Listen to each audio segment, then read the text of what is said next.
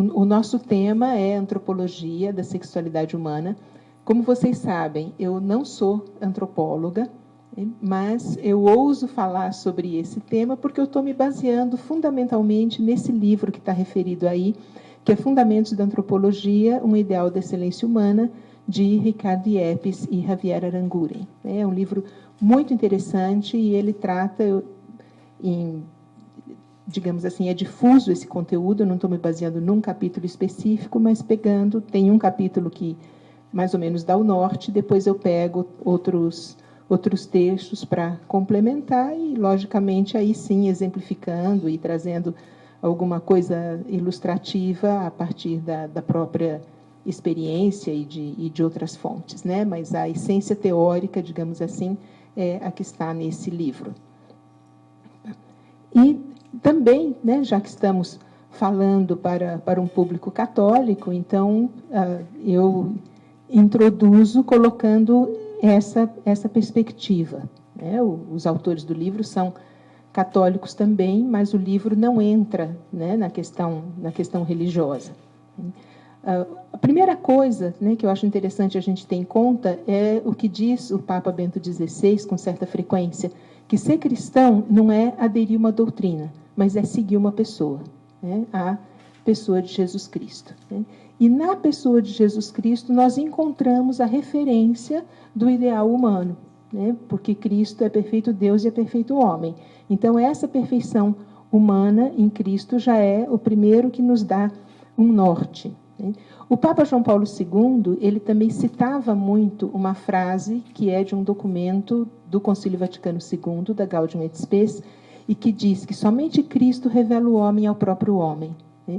Então, quer dizer, por isso, né, que nós cristãos temos condições de ter uma compreensão do ser humano, né, que vai, digamos assim, além daquilo que a gente consegue compreender, né, pura e simplesmente a partir da observação de ciências humanas. Quer dizer, Cristo veio nos revelar a nós mesmos, né? Nós nos compreendemos, né, em Cristo. E por isso, não por acaso, né, é que a gente vê que nos países cristãos é que você tem o maior desenvolvimento dos direitos humanos, né, uma compreensão da dignidade humana que influi em toda a humanidade. Quer dizer, é uma visão completamente distorcida a daquelas pessoas que pensam que, historicamente, de alguma forma, o cristianismo pudesse ter contribuído para que se diminuísse o homem, né? De modo algum, certo? Então,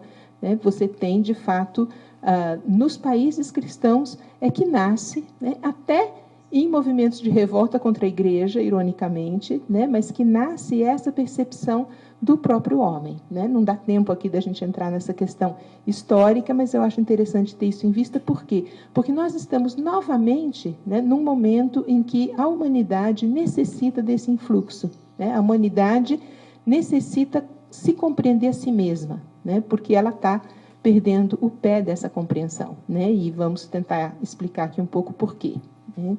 Então, entender as realidades do mundo e do homem com perspectiva cristã é algo que nos ajuda para a nossa própria vida e nos ajuda também a nos colocarmos diante dos outros, né?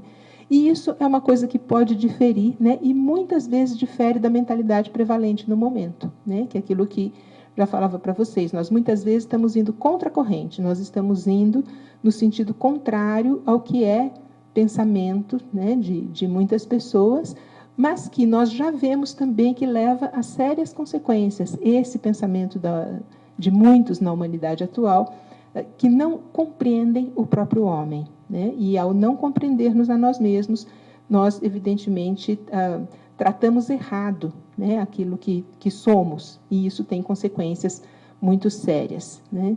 Então, não se trata, eu acho que isso também, né, é uma coisa que às vezes se quer colocar para a igreja como se, no campo, principalmente da sexualidade, houvesse uma série de regrinhas a serem seguidas e que o católico ele vai se encaixar nessas regrinhas, né? Isso seria um modo completamente errado de entender a questão, né? Não são regras externas, se trata de adquirir uma mentalidade católica, né, e que se reflete também no próprio comportamento, né, e a partir do momento em que a gente interioriza isso, em que a gente compreende a lógica do ser humano, né, a partir dessa lógica, então, nós conseguimos entender, né, por que a Igreja preconiza determinados comportamentos e por que esses comportamentos são os que, de fato, levam o homem a ser feliz. Né? Então, mais ou menos, né, a linha diretora da questão é essa. Então, vamos falar um pouquinho sobre as dimensões, né, da sexualidade humana.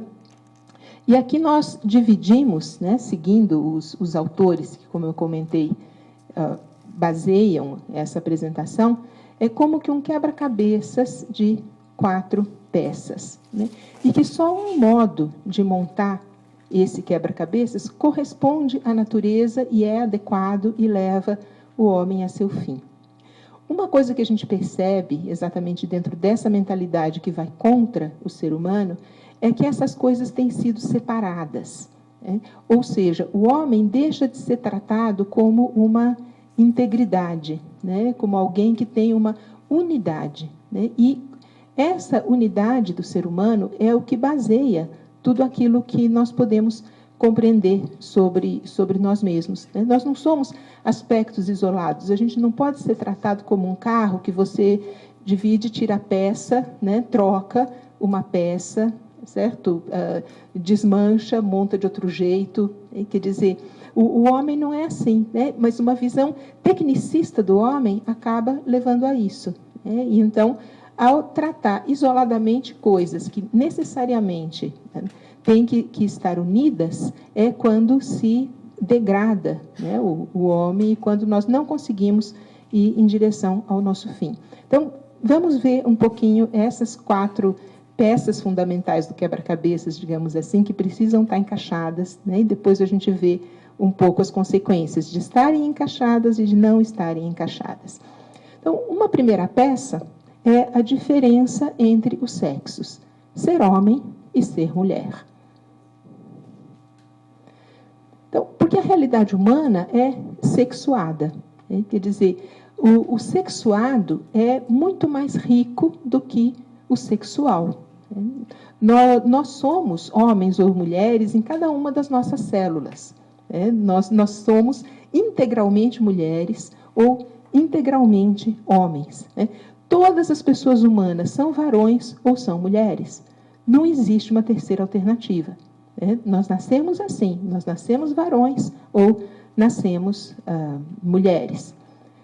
Pode haver casos patológicos, em que não se tem muita clareza num primeiro momento, por causa de um problema ao longo do desenvolvimento embrionário, etc., mas que os médicos justamente estudam para verificar o que precisa ser feito, né, do ponto de vista físico, hormonal, para que seja corretamente encaminhada, né, a situação daquela pessoa, daquela criança.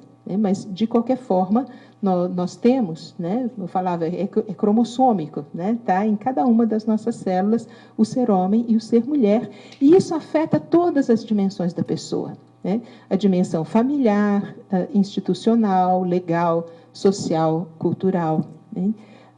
Isso vai muito além de ser macho e fêmea, né? Porque nós não somos pura e simplesmente animais, né?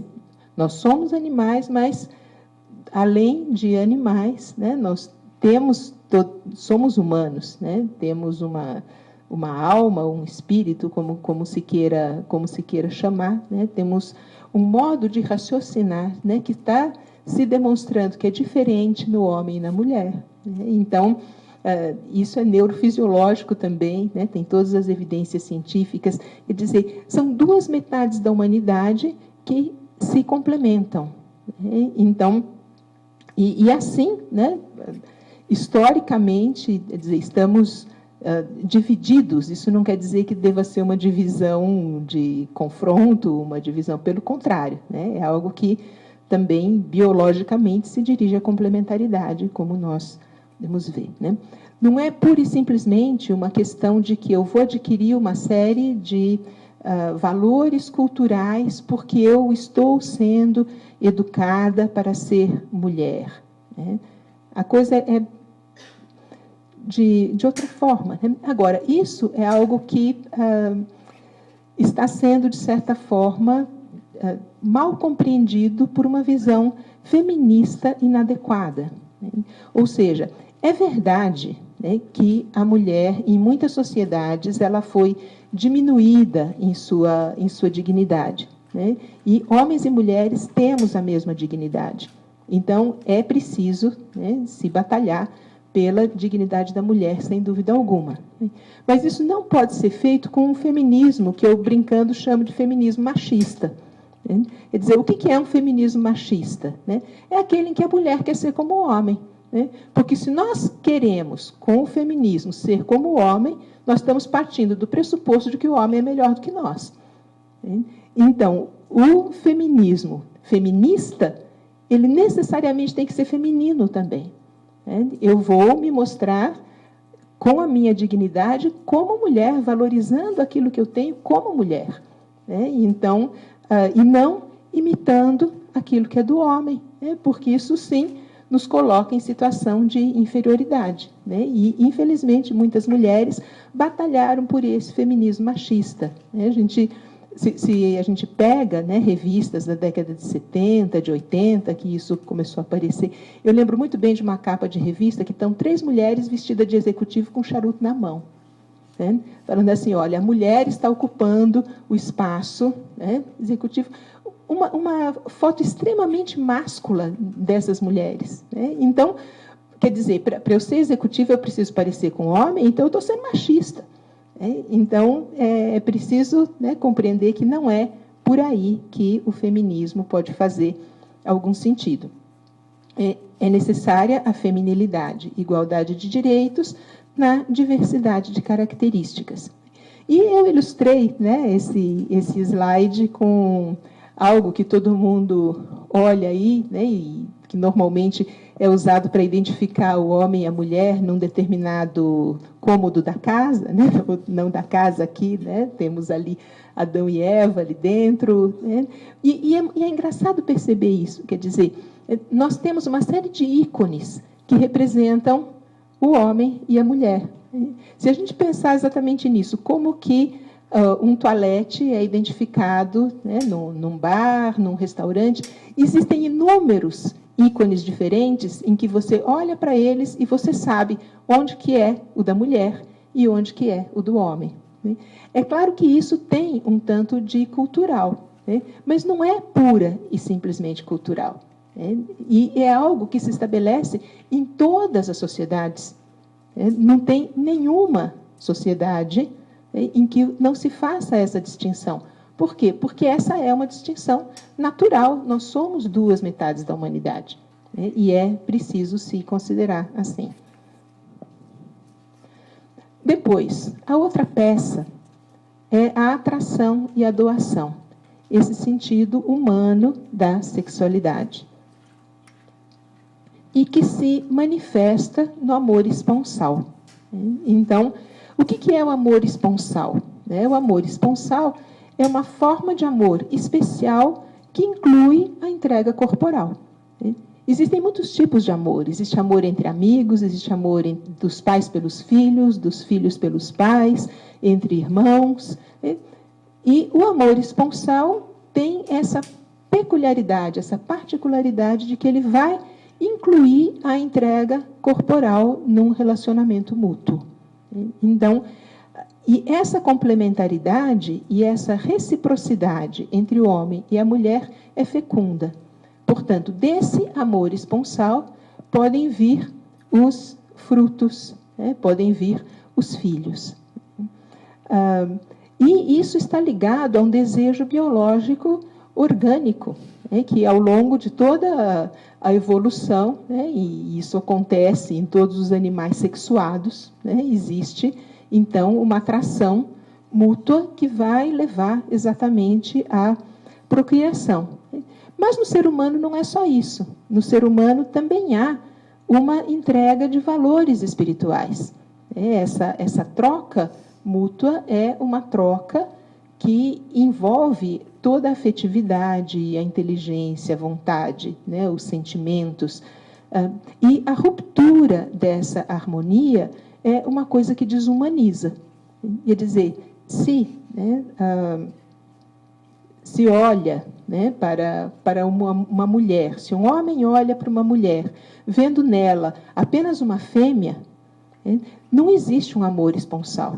Né, existe pura e simplesmente um desejo, um instinto, né, que faz atrair aí. Mas isso não é o normal no ser humano. Né? No ser humano tem o eros, que é esse tipo de amor, né, entre os enamorados, né, e que se encontra de repente, né, uma pessoa que é bela e amável como nenhuma outra. Né? Quer dizer, se nós olharmos na literatura, se nós olharmos a poesia, se nós olharmos a música, né, quantas vezes, né, essa música vai se referir àquele homem ou àquela mulher por quem o coração bate de uma forma especial, né? E se deseja essa pessoa, né? Se deseja isso, aquela mulher, não uma mulher. Né? Quer dizer, um homem que sai por aí, né, buscando uma mulher para acasalar, né, e para, né, na primeira prostituta, certo? Porque ele está pura e simplesmente dando vazão ao instinto, mas ele não ama essa mulher. Né? E ele tem clareza de que ele não ama essa mulher, e, inclusive, socialmente, há uma série de falta de relação entre os dois que já me comentaram que faz parte do procedimento. Né? Então, há uma série de notas para se evitar exatamente uma intimidade do olhar, daquilo que se dirige à pessoa, né? Porque ele não está querendo uma pessoa, ele está querendo uma fêmea. Certo? Então, né, isso exatamente degrada, isso animaliza, né, a relação que não tem por trás o eros, né, que não está se querendo aquela mulher, né, mas se quer pura e simplesmente uma mulher. Né? Agora, havendo o eros, então ama-se a pessoa por si, e não apenas o prazer que ela proporciona. Né? Porque o prazer é uma busca de si mesmo, não é uma busca do outro. Ao passo que, quando há o eros, quando há o enamoramento, então, exatamente, a pessoa é amada por si. E é a forma de relação interpessoal na qual a sexualidade adquire, então, o seu pleno sentido. Porque a sexualidade vai ser uma expressão a mais de toda a expressão relacional que existe entre essas duas pessoas. Uma expressão de amor, uma expressão de complementaridade e assim por diante. Então, o conteúdo, né, desse amor eros é uma pessoa concreta, que é única e irrepetível, e se converte no projeto pessoal de vida. Quer dizer, aquela pessoa que se enamora, o outro passa a ser para ele um projeto de vida. Então, algo que leva, já vamos comentar, a querer construir juntos. Então, isso faz parte, né? Faz parte do meu projeto de vida, estar com essa pessoa, fazer laços com essa pessoa. Né? E isso envolve um estado psíquico especial, né, que acontece gratuitamente. Né? Ou seja, o enamorar-se não é uma coisa que se possa provocar, né? É uma coisa que acontece. A gente vê casos, né, de moças que tem lá um rapaz, puxa vida, né? Olha, era interessante, né? Ele é bom, ele é bonito, né? Ele é católico, ele é de uma família ótima, né? Ele parece que está afim de mim, né? E eu queria me namorar por ele, mas não rola nada. Por quê? É difícil explicar isso, não é? Porque é uma coisa que vem, né, do sentimento, que acontece à pessoa. E, pelo contrário, né, às vezes, fala assim, bom, mas ele está sem trabalho, ele, né, tem uma série ali de pontos negativos, né, que se vê, e, no entanto, né, existe aí, né, do ponto de vista do sentimento, um enamoramento, né, que leva à comoção, à alegria, e onde se coloca também a parte de sentimento do amor, que a gente já vai ver que não é só sentimento. Né? E é exatamente, né, aí que entra o sentido do namoro e do noivado, que é ver a possibilidade real de unir duas biografias. Então, essa é a finalidade do namoro. Porque rolou alguma coisa, né, do ponto de vista exatamente isso, do enamoramento. Agora, isso não significa que vai dar certo. Então, é preciso, né, esse tempo de estudo mútuo, que é o namoro e depois o noivado, para pensar, bom, agora, pé no chão, né, dá para unir as nossas duas biografias? O sentido da vida é a afirmação do outro e a nossa união com ele, e nisso, né, nós vamos construir. Né? E eu ilustrei aí com duas figuras que eu peguei na internet, que eu acho que ilustram muito bem alguns aspectos que é preciso perceber aí. Não sei se vocês concordam comigo. A primeira figura em que aparece o casal à frente de uma igreja é uma figura centrada, é uma figura que tem unidade. A segunda figura é uma figura em que o meu olhar tende para um e para o outro mais do que para a unidade. Então, é claro que não necessariamente, né, eu sei que está na moda fazer convite de casamento, por exemplo, com essa segunda figura que ilustra um pouco o que um faz, o que o outro faz. Né? Mas essa segunda figura, ela não dá a impressão de duas pessoas que estão unindo as suas biografias. Ela dá a impressão de um casal na qual cada um traz para a relação mútua aquilo que ele faz, que ele gosta de fazer, então ela gosta de dançar, ele gosta de tocar. Né? Não necessariamente eles vão fazer isso juntos. Né? Então, é claro, né, que, de fato, ninguém perde a própria personalidade quando se casa, né, que ninguém tem que deixar, né, os seus hobbies, os seus gostos, pode-se pensar. Né? Mas, quer dizer, o projeto individual de vida, né, a meu ver, tem sido excessivamente valorizado dentro daquilo que é um casamento. Né? Quer dizer, casamento é projeto conjunto. Né? E o projeto individual está a favor do projeto conjunto. E ele faz sentido na medida em que ele favorece o projeto conjunto. Né? Projetos individuais que atrapalham o projeto conjunto atrapalham o casamento. Né? E muitas vezes fazem com que ele não tenha bom termo, que ele não possa permanecer. Né? Por quê? Porque é assim um pouco, vamos juntar as nossas trouxas, mas eu estou lá e você está aqui. Eu estou trazendo a minha história, você está trazendo a sua, e nós vamos continuar a desenvolver isoladamente as nossas histórias, as nossas biografias. Né? Então, esse tipo de mentalidade dentro de um namoro já é um sinal um pouco preocupante, né, para esse casal de namorados pensar. Né? Então, vamos juntos, né, construir uma vida. Né? Parece-me que a primeira figura ela indica mais nesse sentido. E aí, então, aquilo que é o eros se transforma em amor conjugal. Né? E o amor conjugal tem essas duas características que estão colocadas aí, da exclusividade. Né? Por quê? Porque a pessoa não pode ser dividida.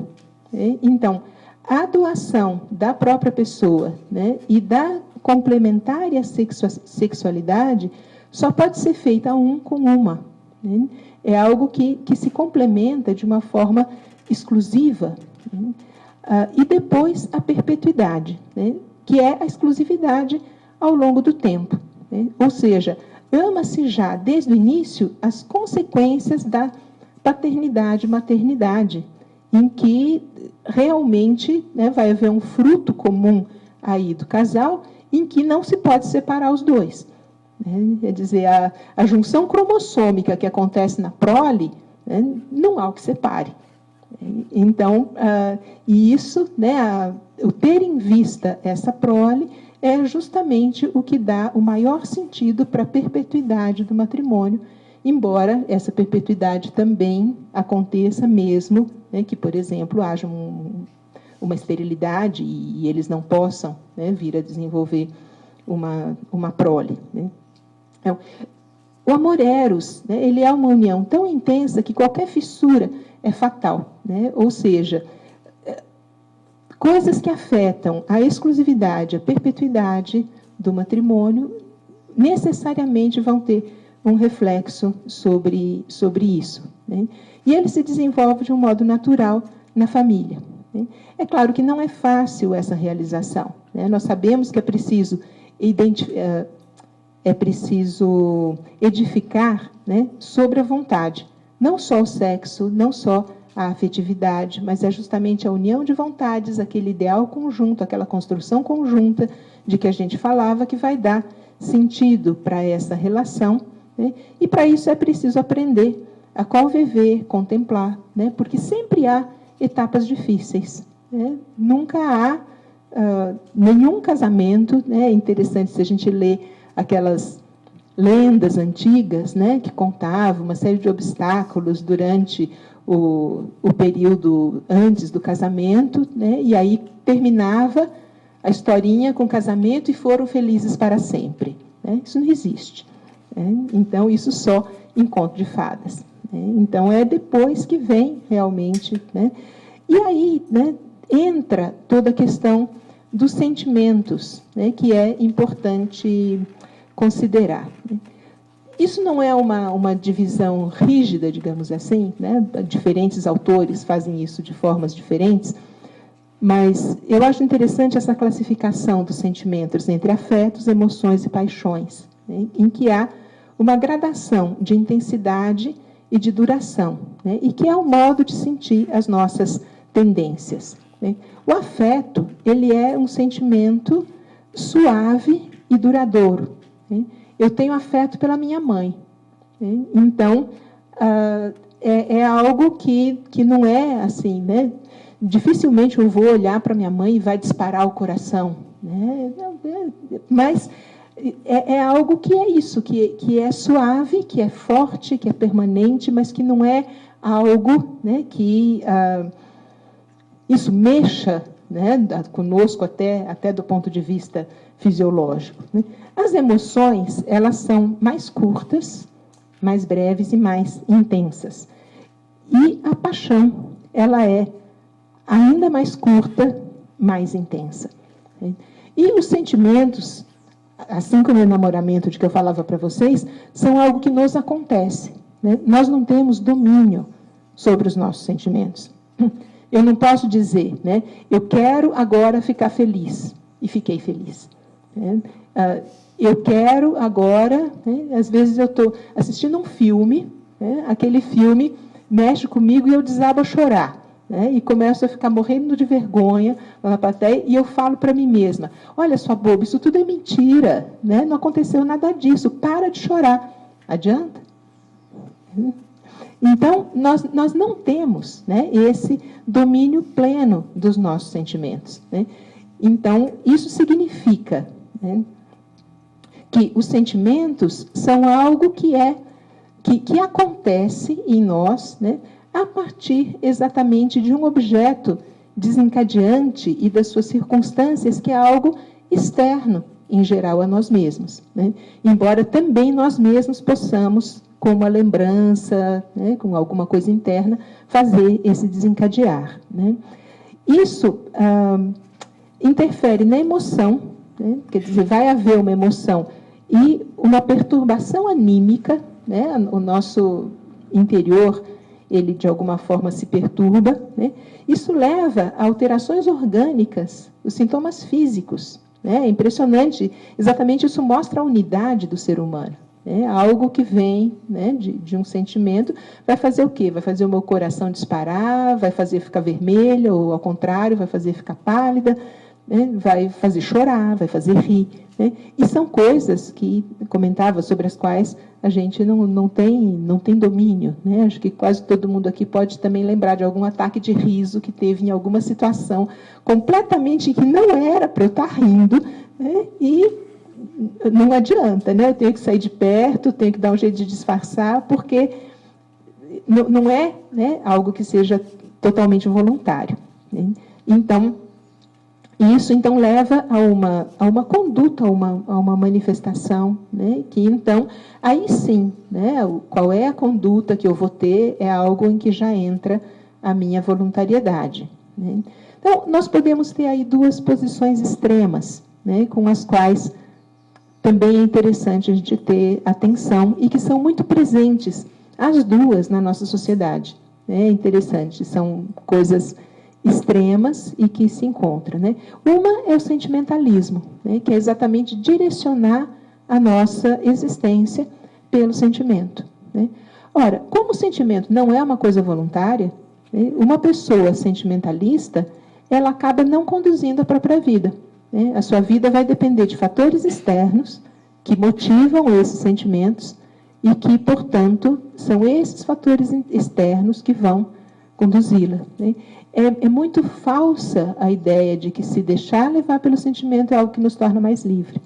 É exatamente o contrário, né? Porque o sentimento não é voluntário e a liberdade está ligada à nossa vontade, né? As minhas escolhas. Eu não escolho aquilo que eu sinto, né? Então, deixar-se levar pelo sentimento, deixar que seja ele a conduzir a própria vida, acaba trazendo uma série de consequências bastante nefastas e que a gente vê bastante presentes na nossa sociedade, né? A outra posição extrema é a frieza, né, que vem do pensamento de Kant, de Hegel, por exemplo, que desprezam o sentimento como fragilidade, né? Não, né? O ser humano tem que agir pelo seu intelecto e aí ele vai escolher e vai fazer, né? E sentimento é uma coisa, não, nós não somos robôs, né? Nós temos sentimentos, eles fazem parte da nossa vida, né? Então, integrar adequadamente o sentimento em todos os processos da nossa vida é um desafio bastante grande e muito importante, né?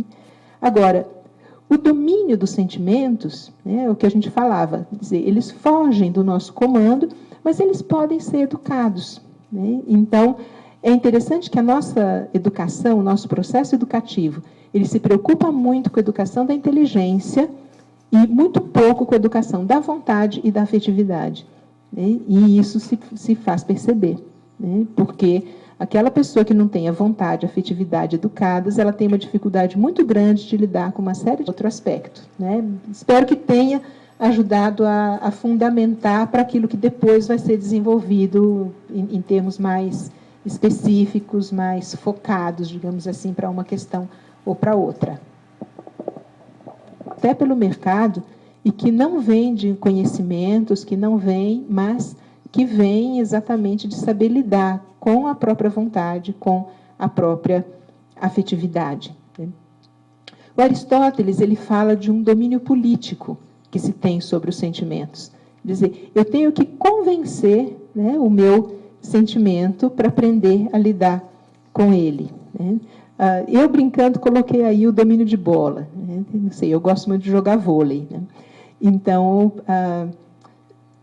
o que acontece, né?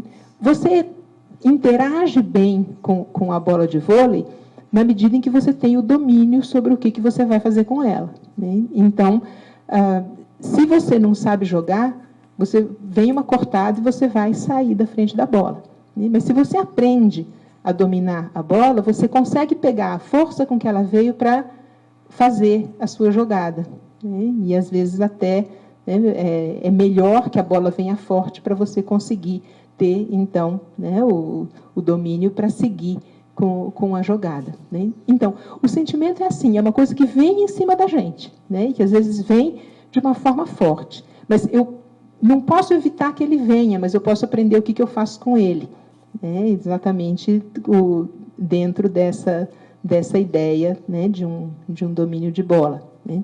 Ele aparece e desaparece, né, de uma forma que não é voluntária, isso a gente já comentou, que namorar-se é uma coisa que me acontece. Agora, eu posso investir na relação ou eu posso evitar essa relação exatamente se eu vejo essa relação como algo que tem futuro ou que não tem futuro, né? Então, se, né, exatamente entre namorados, né, rolou alguma coisa interessante, eles começam a namorar, examinam a possibilidade de unidade de biografias, e isso aponta que sim, né? Então, vamos conviver, vamos favorecer, né, que exista esse encaminhamento, e a partir daí, então, né, nós vamos favorecer que esse sentimento aumente, né? Estamos entrando numa preparação para o matrimônio, né?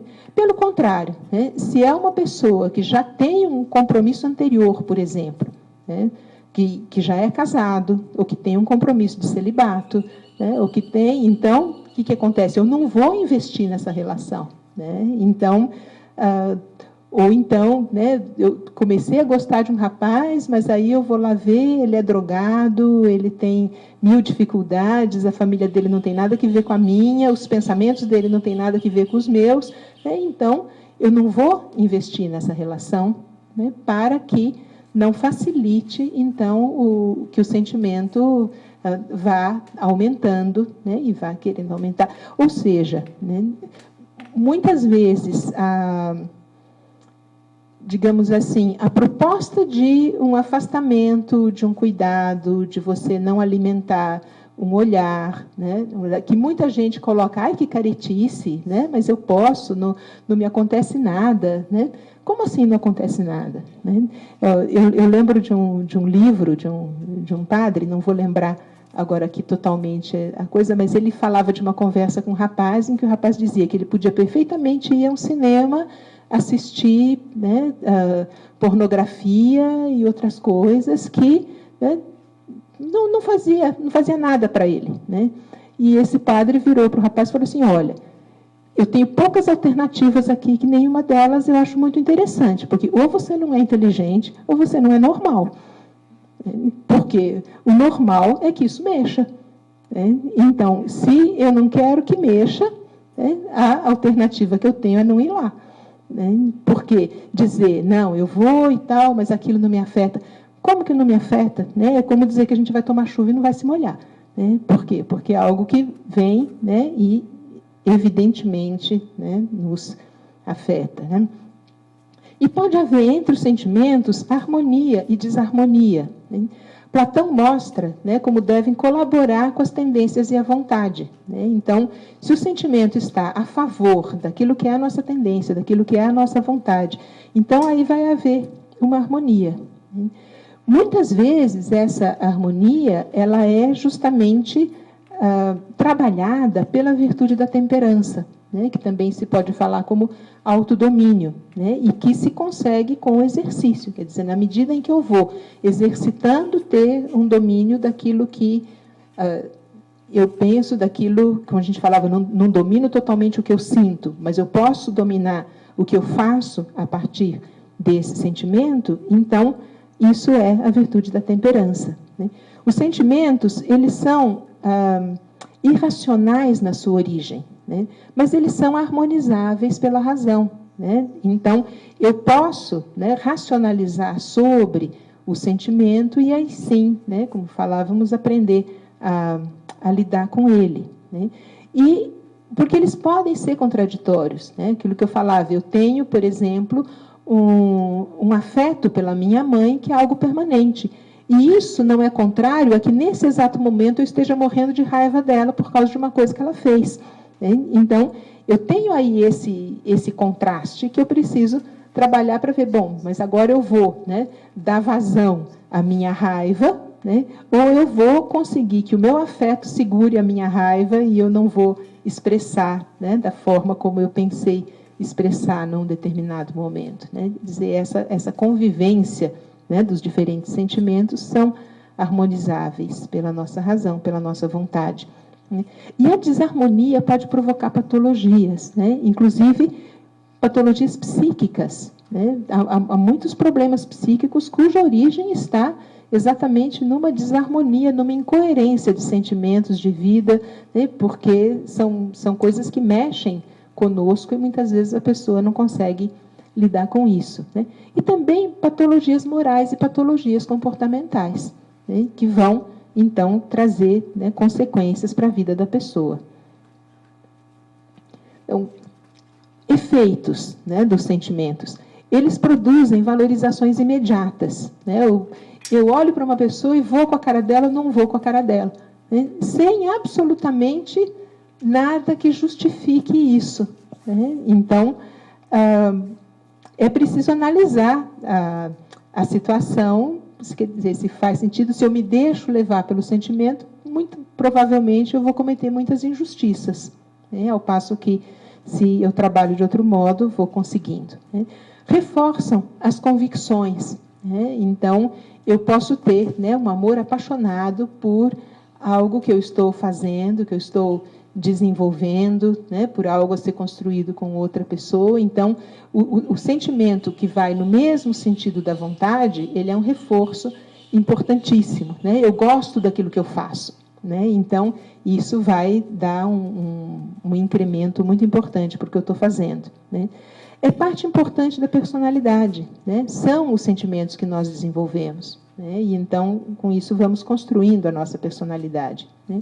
E eles ajudam a fazer uma estimativa correta da realidade e de si próprio, né? Mas eles também podem distorcer a realidade, se eles não são bem trabalhados, né? Então, daí a necessidade de fazer tudo isso, né? E para se construir uma vida a dois, né, é necessário que se busque, né, essa harmonização, como a gente comentava, né? Manifestando, né, os sentimentos, eles se manifestam pelo gesto, pelas palavras, né, pela arte, especialmente a música. Música é uma coisa que mexe muito conosco, né? Trilha sonora de filme, né? A gente está vendo uma determinada cena lá num filme de suspense, por exemplo, uma cena absolutamente normal, né, que está lá passando pelo quarto, e a música nos indica que vai acontecer alguma coisa, né? E a gente já começa a ficar nervoso lá. O que vai acontecer aí? Porque a música induz, né, a que se pense isso, né? No cinema, na TV, né? Tudo isso passa. E atualmente, né, uma coisa que também sempre foi assim, mas eu acho que atualmente também é mais evidenciado, é dizer, o cuidado que nós temos que ter com o sentimento vicário, né? O sentimento vicário é você sentir pela vida do outro, né? Então, nas novelas, né, na torcida, no esporte, nos reality shows, né? Então, o que acontece? Quer dizer, né, eu estou assistindo uma novela, né, tudo bem, e eu sinto o romance da novela, como se fosse o meu próprio romance, né? Quer dizer, eu dou vazão aos meus sentimentos numa realidade que não é a minha, né? Ou então, eu estou super feliz porque o meu time ganhou, né?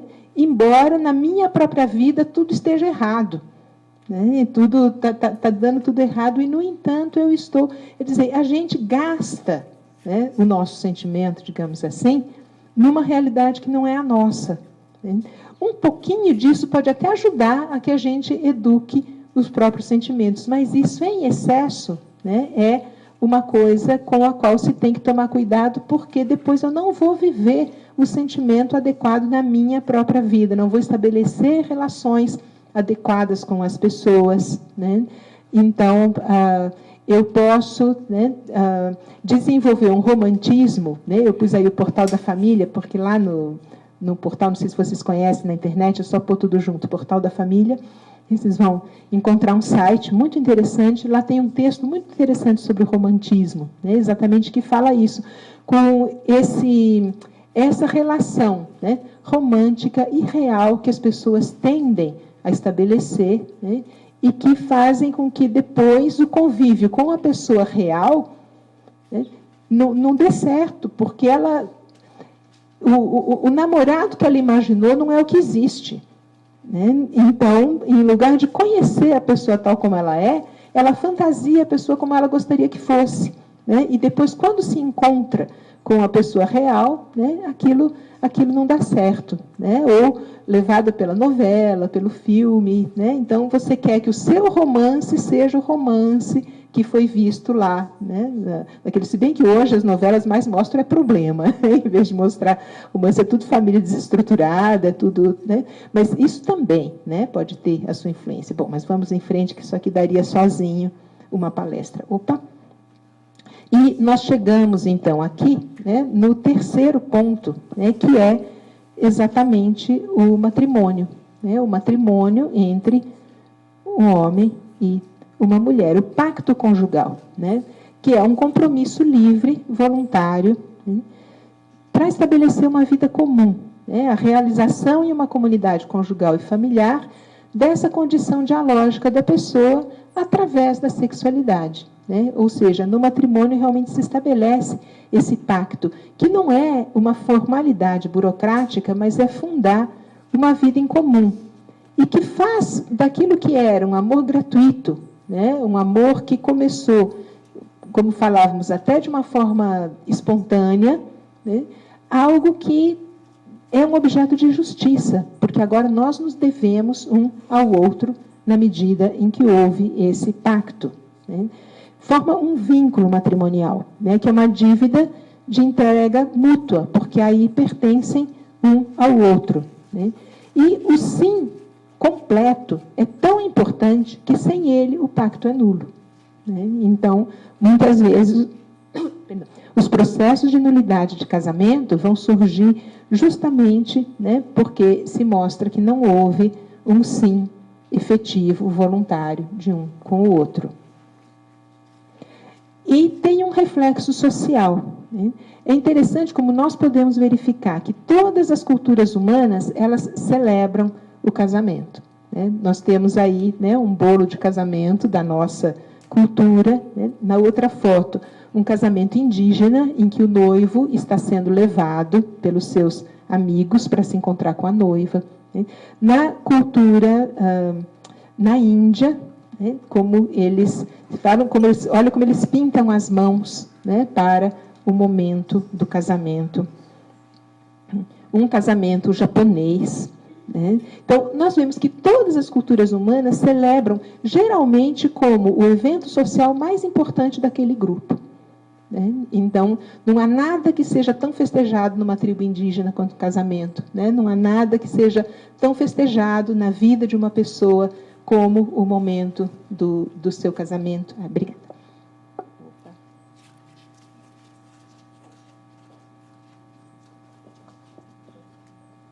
E aí a gente vê, né, como isso é um reflexo natural, que não é uma coisa vinculada à cultura cristã, por exemplo, que vai dizer que o casamento, né, não, e casamento indissolúvel, né?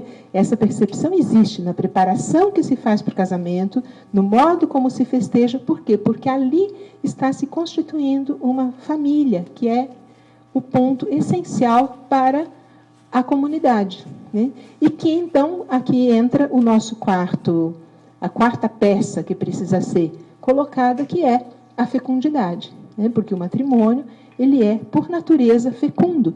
A sexualidade, ela é fecunda. Existe uma união corporal, que é a doação completa da pessoa, né? E que tende naturalmente a formar novas vidas, né? E que é algo que, até no mundo animal, né? Nós temos aí os cachorrinhos com o seu filho, né? Mas que no ser humano tem um sentido mais amplo, né? Quer dizer, não se pode perder esse sentido humano da sexualidade, né? E isso pode acontecer tanto se despoja a sexualidade da fecundidade, como se ela se exerce fora do eros, né? Fora daquele amor mais amplo que a gente comentava. Então, e é a origem da pessoa, quer dizer, a fecundidade da sexualidade humana é o mais óbvio que ela possui, né? Ou seja, existe uma complementaridade fisiológica, uma complementaridade celular entre o homem e a mulher, entre os gametas que eles produzem, que são destinados a formar novas vidas, né? E isso exatamente é um poder criador que está inscrito na natureza humana, né? E daí surgem pessoas inéditas. Todos nós surgimos assim, né? Inéditos a partir dos gametas dos nossos pais e da união dos dois, né? Então, é manifestação da corporeidade, mas, ao mesmo tempo, também de uma força transcendente, né? Porque nós não somos só matéria, nós não somos só corpo, né? E é um mistério, né? O ser humano, ele é imanente, ele é aberto, né? Aberto para dentro, para a sua intimidade, né? Para fora, para o outro e para o futuro, né? Então, tudo isso, né, está em cada um de nós, e essa vida humana tão rica, tão plena, ela só pode ser gerada a partir da fecundidade da pessoa, né? Então, a união de duas intimidades se transforma, então, em reunião de 3, né? E o filho é um dom, né? Não precisa uma família feliz ser como essa que está aí na figura, né? Mas, quer dizer, a abertura à fecundidade é algo intrínseco da relação, né? E daí vem o filho, né? Que não é um simples produto biológico, né? Um produto fisiológico da gestação, né? Não é uma consequência mecânica, meio acidental, né? Que pode ser prevenido ou que pode ser descartado, né? Caso, então, tenha aparecido, né? Quer dizer, esse quem concreto, ele encerra um mistério, né? E os pais são agentes da transcendência, né? E aí, com essa compreensão, né, de que o filho é dom, então, é que se estrutura realmente a família. Então, a instituição familiar, né? O sexo, ele é um instinto que produz uma instituição, né? E que tem muitos outros aspectos, né? Então, sem família, o homem não é viável, né? É interessante, né? Existem animais, a tartaruguinha, ela põe o ovo dela lá na praia e vai embora, né? A tartaruguinha já nasce órfã, né? E ela sabe direitinho o que ela tem que fazer. Ela corre lá para a água, né? E vai viver lá na água, certo? Né? Quer dizer, um bebê humano, sem os pais, ele não é ninguém, ele não sobrevive, né? Ele precisa do núcleo familiar para se desenvolver, né? Ele precisa aprender, né? E são os valores que mais profundamente se gravam, né? São aqueles em que nós recebemos da nossa família. Não tem nada que supra isso, né?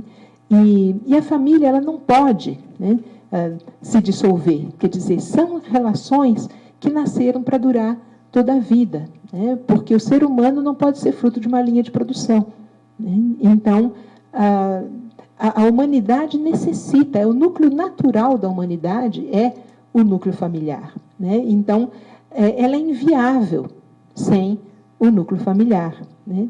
E a família, ela é também estirpe, né? E ela sobrevive a seus membros, né? Quer dizer, nós temos antepassados, nós temos raízes, nós temos sobrenome, nós temos nação, certo? E tudo isso está, de alguma forma, vinculado à estrutura familiar, né? Quer dizer, nós perdemos muito essa ideia de clã, né, que se tinha, quer dizer, a minha família ao longo de gerações, né? Mas, de fato, isso faz uma parte muito importante da estrutura da humanidade, né? Sem mentalidade separatista, sem mentalidade, né? Mas é importante que se tenha, né, essa noção, né? E aí, quer dizer, há toda uma relação entre filho, pai e mãe, né? Todo ser humano é filho, né? A gente pode até não ser pai, não ser mãe, se fez outra opção na vida, né? Se há outros caminhos aí, mas filho todo mundo é, né? Não tem ninguém, né? Então, e geralmente nós nos conhecemos nos braços dos pais, né? Então, isso faz parte de toda a nossa estrutura, né? Afetiva, psicológica. A minha origem como pessoa são outras pessoas, né? Eu não caí de paraquedas, não foi a cegonha, né? Não foi, certo? Então, temos aí, né? E a orfandade, ela sempre traz uma certa miséria afetiva, né? É algo que é muito difícil de suprir, né? Se busca, enfim, né? Ser pai e ser mãe dignifica, né, o ser homem ou mulher. E é a única superioridade natural entre os homens é a dos pais sobre os filhos, né? Ou seja, todas as outras superioridades, elas são sociais, né? Um presidente, um chefe, né? E são coisas que podem mudar, né? Agora, a relação, né, entre pai e filho, essa é uma relação que não muda nunca, né? Então, a tarefa de ter filhos, né, é a mais criadora de todas as tarefas humanas, né?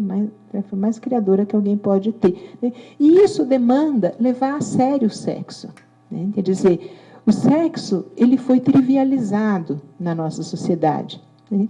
E é interessante porque existe inflação de sexo porque o valor diminuiu, né? E então pode haver, né, a impressão contrária, né, que a nossa sociedade ela coloca o sexo assim como algo muito importante, muito, né? Não, na verdade ele foi inflacionado, né? Então uma moeda na inflação, ela perde completamente o valor, ela já não serve para comprar nada. Né? Então, a gente vê que é isso que está acontecendo com a sexualidade humana. Né? Então, como o sexo não é guardado, né? Não é resguardado, né? É algo... Isso, né? A intimidade perdeu o seu mistério. Né? Hoje, os sexólogos transformam, né? Convertem em técnica, né? Existe uma banalização lúdica, uma banalização comercial. Né? Então, como se você pudesse escolher construir, né? a própria opção entre várias. Né?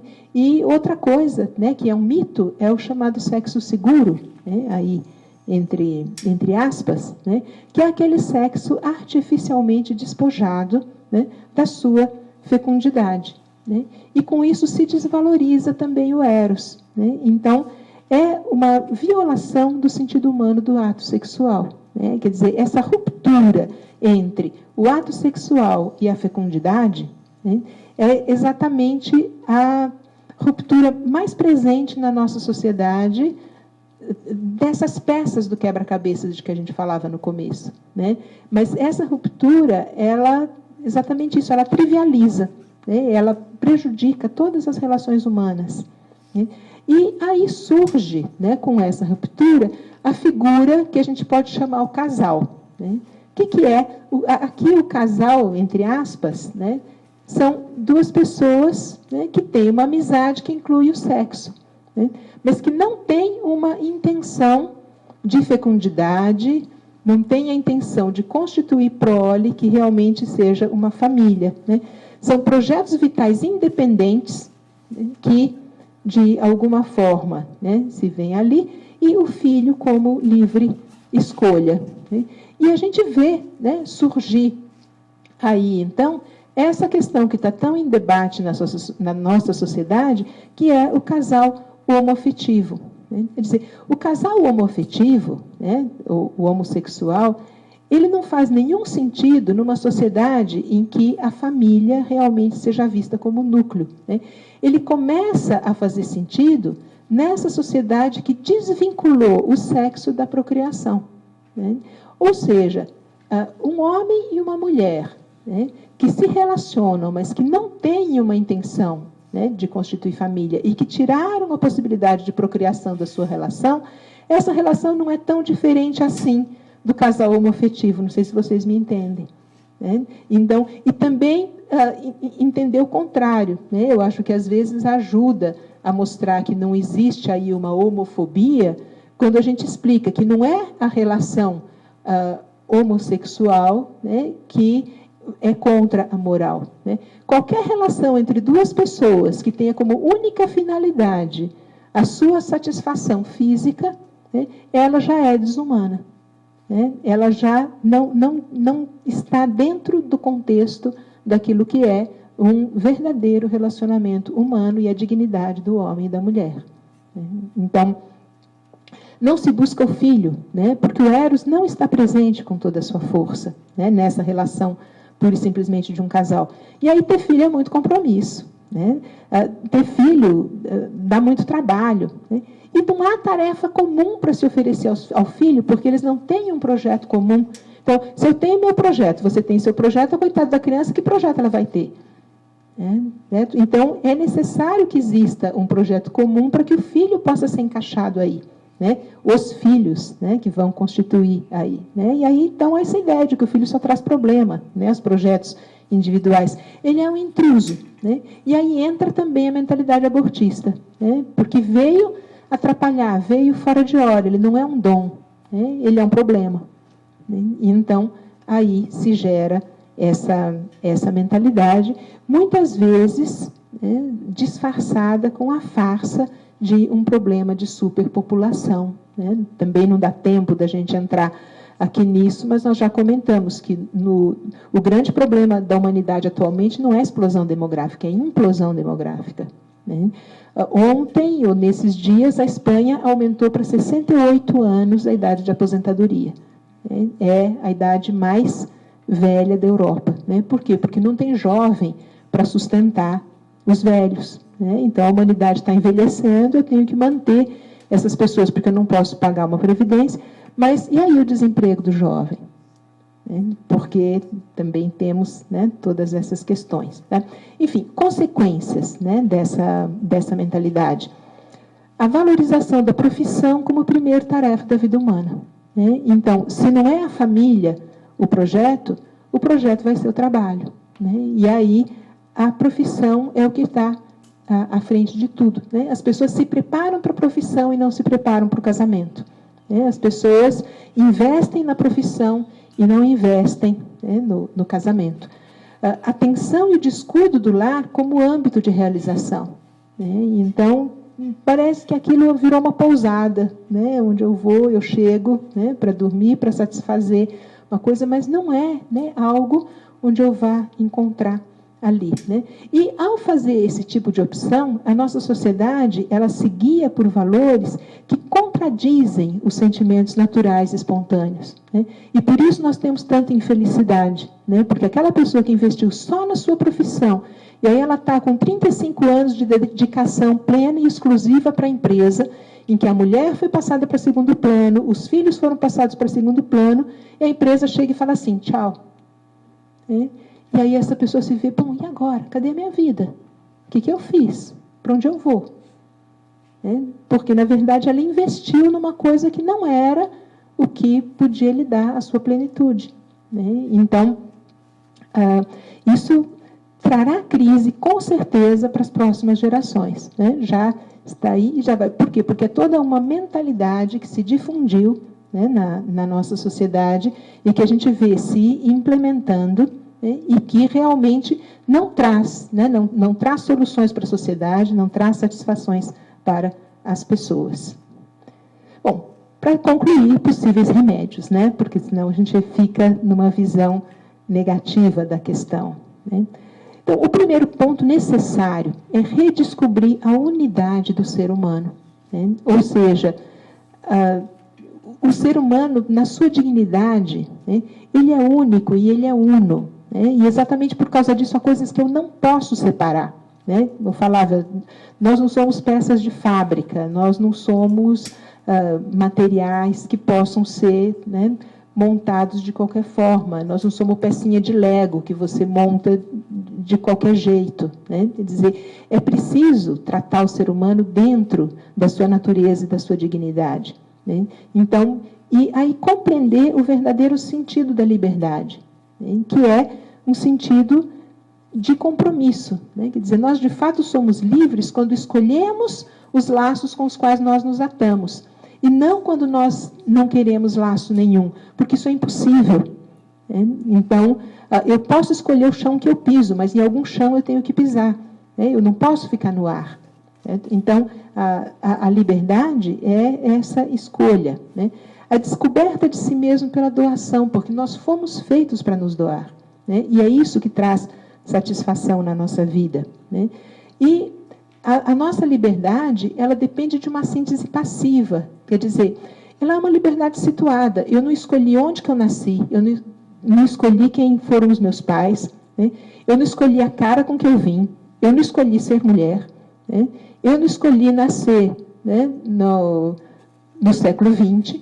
Né? Eu não escolhi nada disso, quando eu vi eu estava aqui, não é? Quer dizer, então, a nossa liberdade é uma liberdade situada, e eu não vou escolher quando que eu vou morrer, né? E do quê?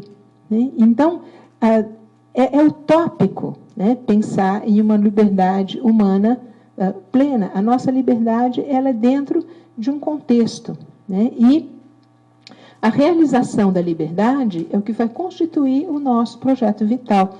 Então, do mesmo modo como eu não escolhi aquelas coisas que eu falava antes, né, eu também não escolhi que o ser humano tem essa tendência relacional, né, do homem com a mulher, e que daí vem a prole. Tudo isso são coisas que nós encontramos prontas na natureza, que nos foram dadas, né, e que é preciso respeitar, que foge da minha possibilidade de âmbito de escolha. Né? Então, foge do meu âmbito de escolha eu querer ter asa. Né? Foge, não tenho essa capacidade. Eu posso andar de avião, eu posso inventar, mas eu não posso, de repente, dizer, agora eu quero ter 2 asas aqui atrás. Né? Então, por isso, né, uma pessoa, e eu penso que é é preciso compreender o drama que isso é para determinados indivíduos, né? Uma pessoa que não se sente coerente com a sua sexualidade, por exemplo, né, eu imagino que seja um drama muito grande, né? Agora, né, não é algo que seja pura e simplesmente uma escolha, né, ou algo que seja, não é isso, né, porque somos homens e somos mulheres. E, por fim, o conhecer-nos em Cristo, né? E aqui a gente também conclui com esse aspecto mais sobrenatural, digamos assim, que não é propriamente, né, dentro da antropologia como ciência, né? Voltando à frase que o Papa João Paulo II gostava de citar, né? Que somente Cristo revela o homem ao próprio homem, ou seja, né, conhecendo a Cristo, conhecendo os ensinamentos de Cristo, nós também nos conhecemos a nós mesmos, né? Nos conhecemos como parte da família de Deus, e na medida em que nós damos essa orientação à nossa vida, nós também nos situamos com relação ao nosso próprio ser e com relação às outras pessoas, né? E é essa mensagem que Cristo quer que nós também levemos a toda a humanidade, mesmo que muitas vezes eles não percebam, né, que isso tem, né, uma origem cristã, né? A nossa sociedade ela tem muitos princípios cristãos que os ateus seguem e eles não têm consciência de que eles estão seguindo princípios cristãos, mas porque isso foi passado para a sociedade. E como isso é um valor em si mesmo, ele consegue ser reconhecido como um valor, né? Os valores da liberdade, da dignidade humana, né? E todo o valor da família, né? É algo que nos é muito próprio e que nós também temos, né, para mostrar aos outros, antes de mais nada, com o próprio testemunho, e depois ajudando também a que se compreendam todas essas questões. Muito obrigada.